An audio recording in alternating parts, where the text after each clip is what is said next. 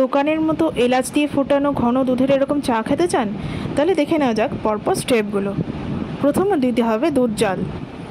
দুধ এরকমভাবে জাল দিয়ে নেব, ভালো করে ফুটিয়ে নিতে হবে। আর যদি দুধ অ্যাভেলেবেল না থাকে, মিল্ক পাউডার থাকে, তাহলে মিক্স পাউডারে জল গরম করে এরকমভাবে ওয়ার্ম ওয়াটার করে নিয়ে এরকমভাবে গুলেও এটা বানানো যেতে পারে। তারপরে নেক্সট প্রসিডিউর হচ্ছে জল গরম করতে দিয়ে দেবো। ইন্ডাকশানে জল বসিয়ে দিয়েছি। এবার গুঁড়ো চা পাতা লাগবে।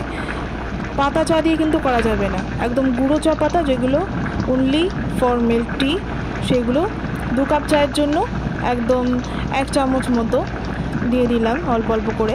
তারপর হচ্ছে দুধ একটু ফুটে এলো, তারপর দুধটা দিয়ে দিলাম, দিয়ে এরকমভাবে ভালো করে নাড়তে হবে। আস্তে আস্তে এটা ফুটে আসছে।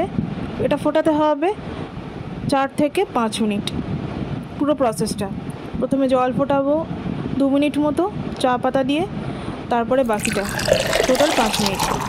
দেখুন কি সুন্দর এসেছে কালারটা। তো রেডি আমাদের মিল্ক টি।